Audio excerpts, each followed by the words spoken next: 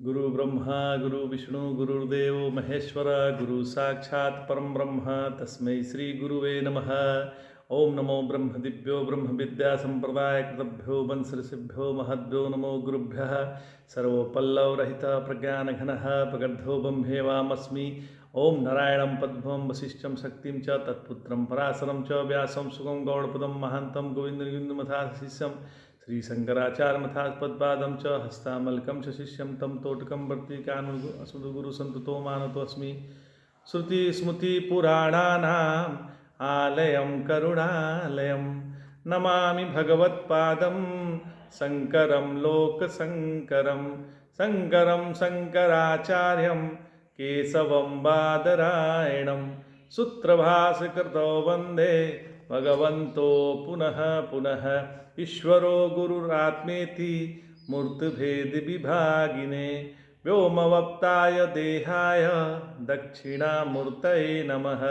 ओम श्री गुरुभ्यो नमः। ओम श्री परमात्मने नमः। हम लोग गीता के 10वें अध्याय का अध्ययन कर रहे हैं। भगवान कहते हैं बृहत् साम तथा सामनाम गायत्री छंदसामहम माशानां मार्गशीर्षोऽहं मृतूनां कुसुमाकरः।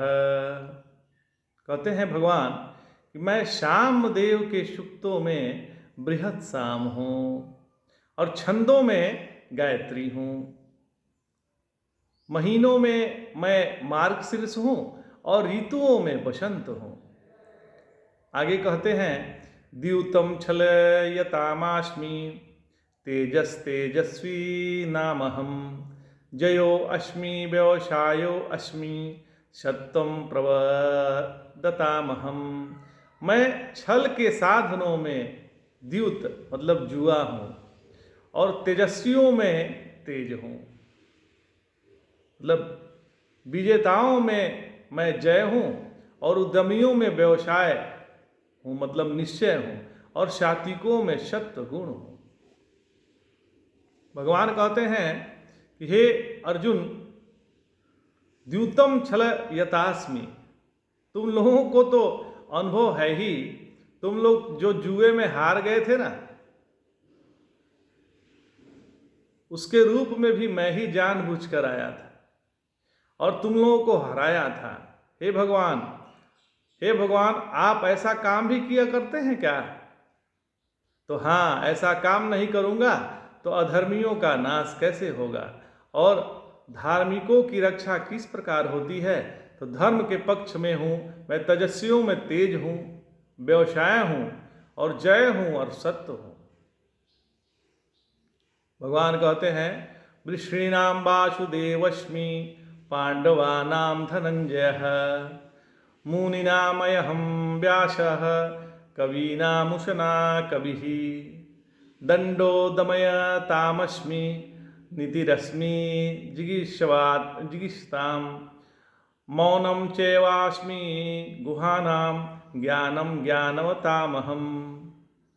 अर्जुन विष्णु वंशियों में मैं वासुदेव कृष्ण हूँ और पांडवों में मैं अर्जुन हूँ, मुनियों में मैं व्यास हूँ और कवियों में शुक्राचार्य हूँ, दमन करने वाले में मैं दंड हूँ और जय की इच्छा रखने वाले में मैं नीति हूँ, गोपनीयों में मैं मौन हूँ और ज्ञानियों में ज्ञान हूँ। वृषणाम वासुदेव, सांडिल्य ने वासुदेव शब्द की व्याख्या करते हुए कहा है कि विभूति को अपना इष्ट देव नहीं बनाना चाहिए, लेकिन वासुदेव तो विभूति भी हैं और विभूतिमान भी हैं, इसलिए वे इष्ट देव हो सकते हैं। सांडिल्य दर्शन में एक सूत्र आता है प्रणत्वात् न विभूतिषु वासुदेवा प्रीति चैत्राकार मात्रत्वात्। महाराज तुम यदुवंशियों में तो वासुदेव बन गए, किंतु क्या पांडवों में कोई नहीं हो? तो बोले कि हे अर्जुन तुम नाराज न हो, पांडवों में जो तुम हो वही मैं हूं, पांडवानाम धनंजय। और मुनियों में अरे भाई हमारे कीर्ति का गान करने वाले, अपने वंश की कथा लिखने वाले व्यास कौन है? तो वो भी मैं ही हूँ।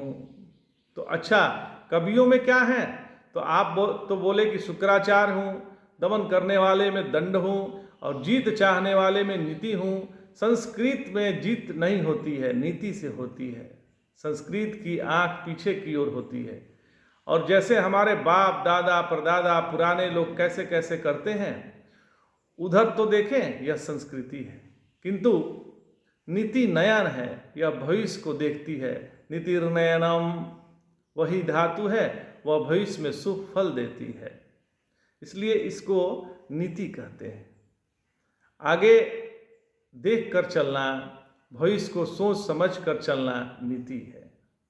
यदि हम विजय प्राप्त करना चाहते हैं तो हम अपने जीवन में नीति लाइए, नीति लाना पड़ेगा। महाराज, यदि प्रश्न उठे कि गुप्त रखने की सबसे बड़ी विद्या क्या है, तो भगवान कहते हैं कि मैं गुप्त में मौन हूं। मौन भी सात्विक, राजस, तामस 3 प्रकार का होता है। 3 प्रकार का मौन होता है, सात्विक, राजस और तामस। यदि श्रद्धा न हो तो यह सात्विक नहीं रहेगा। फलाकांक्षा तो राजस हो जाएगा, और मौनी बाबा तो हो लेकिन दुराचारी हो तो तामसिक हो जाएगा। मौन भी तामस हो जाएगा, यह भेद गीता में ही है।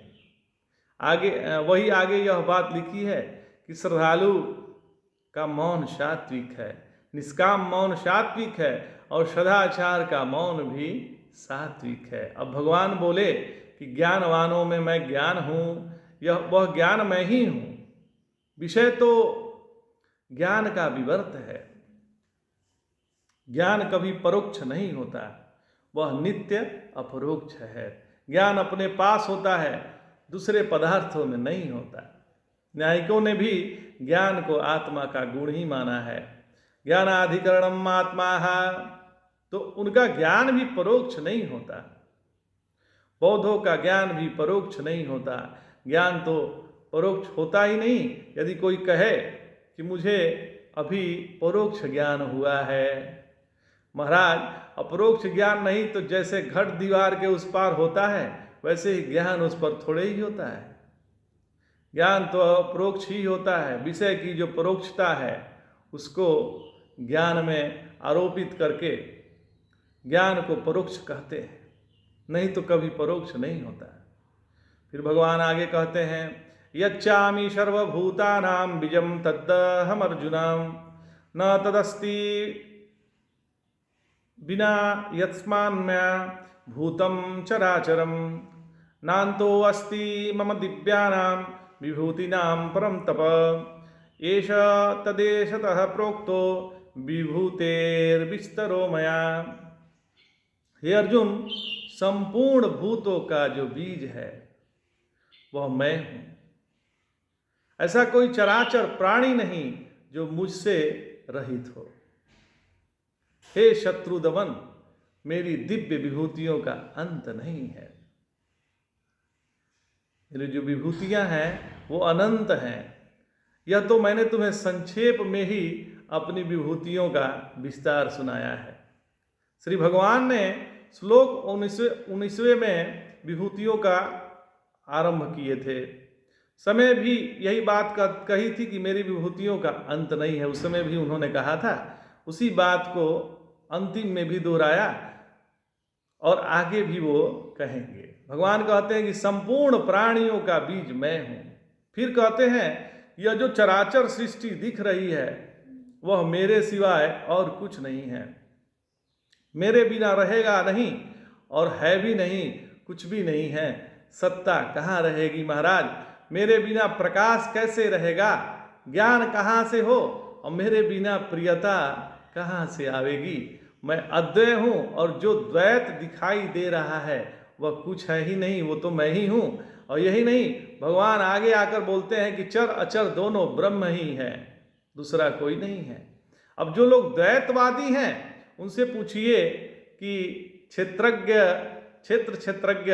विवेक कहा गया, अपरा परा प्रकृति का भेद कहा गया, क्षर अक्षर पुरुष का भेद कहा गया, और अचरम चरमेव च, वही चर है वही अचर है। इसलिए परमात्मा की जो सत्ता है, मतलब परमात्मा की सत्ता के अतिरिक्त चराचर की सत्ता है ही नहीं।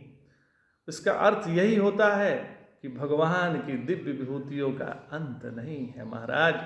जहाँ भगवान ने अपनी विभूतियों का केवल नाम मात्र गिना दिया है। विभूतियों का विस्तार तो अनंत है, विभूतियाँ अनंत हैं। असल में जहाँ जहाँ जिस पदार्थ में विभूति है, असल में जहाँ जहाँ जिस पदार्थ में विभूति है, विशिष्ट भवन सामर्थ्य है, जो वस्तु में मद है और जिस वस्तु में ऊर्जा है, आणविक शक्ति है, वहाँ वहाँ भगवान है महाराज। वही भगवान की विभूति है। आज इतना ही। जय जय शंकर, हर हर शंकर, नमामि शंकर, भजामि शंकर।